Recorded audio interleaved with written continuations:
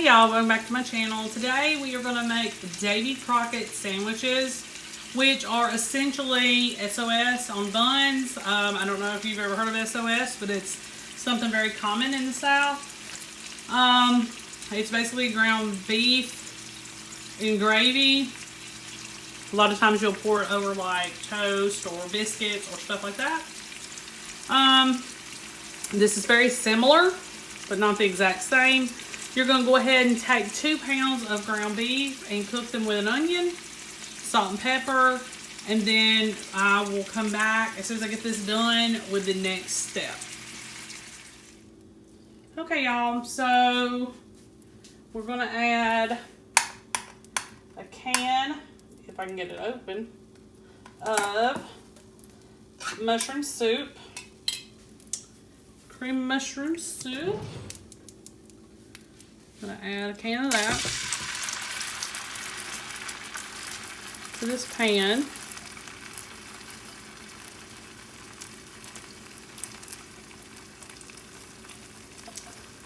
And we're going to add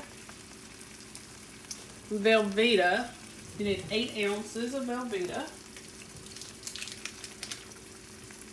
I got that right here. And I've turned my heat off for the moment, but I'm going to turn it back on in a second.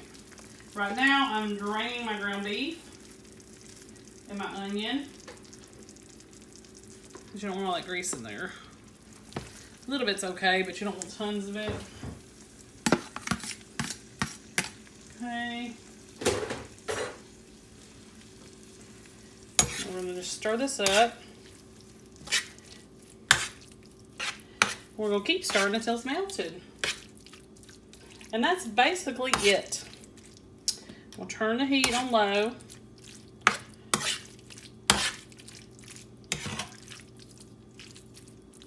And I am going to pepper it more.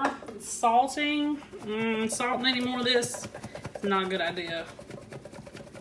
Unless you have low sodium mushroom soup, I would do it. So we're going to just keep stirring this until it's melted, and then that's it. It's ready to be put on a bun and served. I will be right back, and I will show you the final products. Okay, y'all, so this is a finished product. You can put some dill pickles on this. That would probably be good. But really, even by itself, just with the bread alone, it tastes really good. You could also put this on biscuits if you prefer, instead of having sandwiches. And I just paired it with some shells and cheese.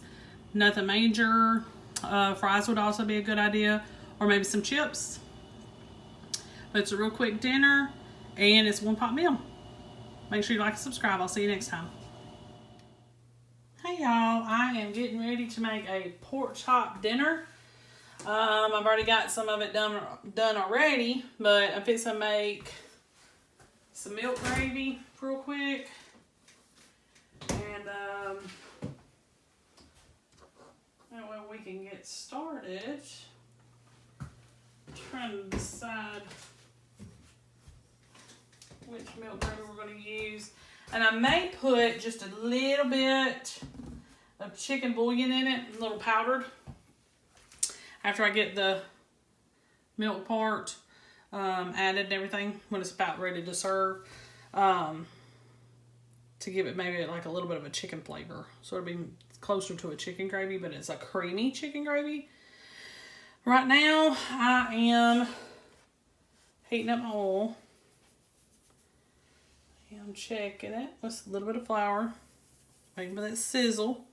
I got it on about medium-high heat. This is a little bit of cooking oil. For those of you that have followed me for a while, you know, y'all always say that the way I describe how to make gravy, it's very easy for you to make it. This is real simple. All you have to do is get your grease, which could be this or butter, either one. Add your flour. That's going to thicken everything, bring everything together. And then you're going to thin it out with whatever you know, whatever flavor you're going for, like tomato gravy or sausage gravy or chicken gravy or turkey gravy or, you know, whatever. And so you just have to think, how can I change the flavor of this to this? And there you go. It's that simple. Try this again. All right. So I'm gonna go ahead and add, here that's sizzling. And I'm gonna whisk it a little bit and see if it's thick enough. So I just want to see how it's a little bit wet still right there, not really thickened. It probably is a little, but not to my liking. So I'm gonna put just a tad bit more in there because I probably over oiled it or over greased it. Which if you didn't overdo it too much, there won't be a problem. All right. So this is gonna be what we call in the South milk gravy. My mom, that's the kind of gravy she used to make when she would have like fried chicken, stuff like that. She would add milk to the chicken drippings. So I'm going to add some milk to this. Not gonna go too crazy.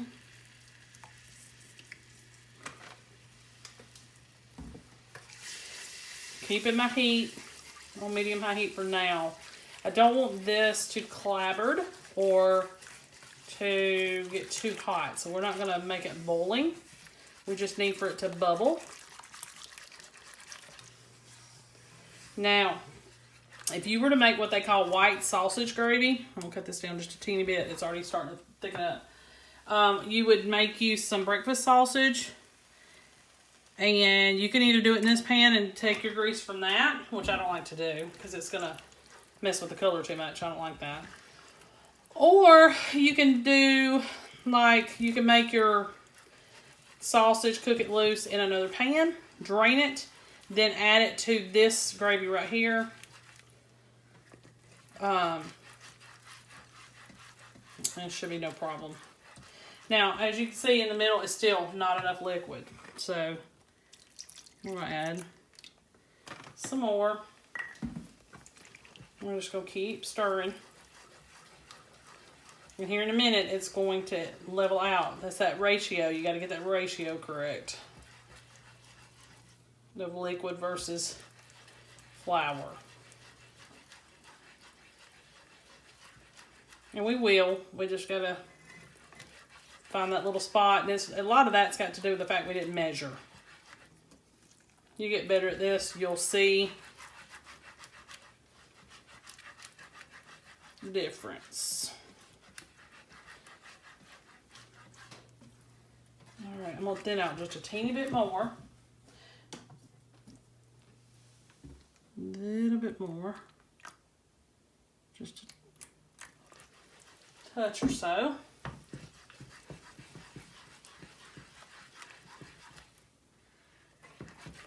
All right. Now, to flavor this, I'm going to, first I'm going to cut this a little bit low because, like I said, I don't want it to be bubbling or nothing like that. Just barely just a little bit of just a pop. Just a little bit of bubble here, bubble there. You don't want it to do too much. All right. So, I've got some pepper. And now this is going to literally be liquid paste if you don't flavor it with something. But some people like the taste of it. So I'm going to add that.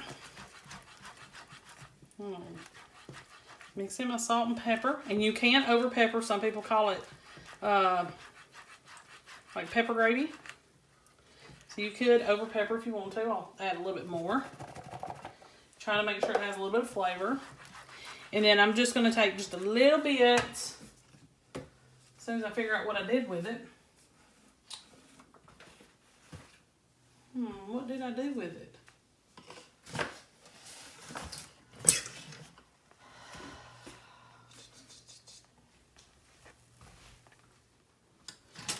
Okay, y'all. So I'm adding just a little bit of chicken broth to this. Because I don't want to keep adding milk and milk and milk and milk and milk Trying to get it thin like I want it. And even after this gets cold, you can still kind of heat it back up and add a little bit more. And so what I'm going to do now is I'm going to take a little bit of chicken bouillon powder and sprinkle throughout. About 1.5 teaspoons or so. And I'm just going to stir that in to make my milk gravy just a little bit chicken flavored, not too much.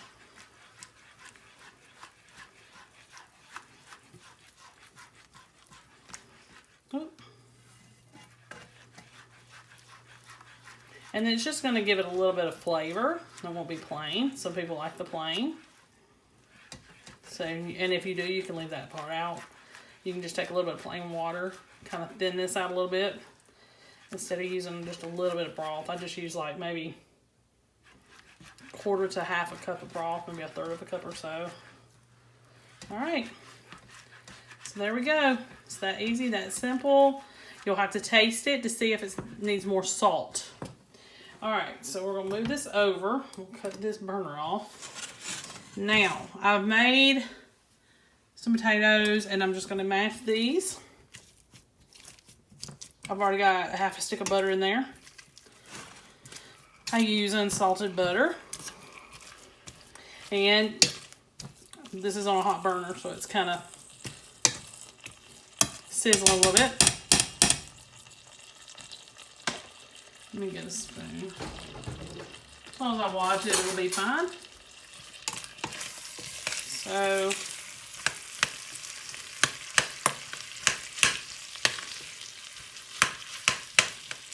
we like ours chunky. You can always use a hand mixer or any type of mixer and get the lumps out. We're gonna put some pepper in this. And I've made these a ton of times before. You're just gonna put butter in them, flavor, salt and pepper to taste, however you like it. Can't have gravy without mashed potatoes, right? So we're gonna mix all that. And then instead of milk or mayonnaise, some people do that, I'm gonna just add a little bit of chicken broth to thin this out. And that does give it a lot of flavor without adding any calories to it. But we're doing it for the kiddos that can't have milk. And this usually satisfies them. I've made it before with almond milk. It's not as flavorful. So chicken broth is the way to go. And you can also do veggie broth if you don't like the chicken broth. Alright, I'm going to mix this up just a little bit thinner, because I know as it sits, it's going to solidify. And we need it just a little bit thinner. Alright, so we've got us some pork chops that were shake and bake.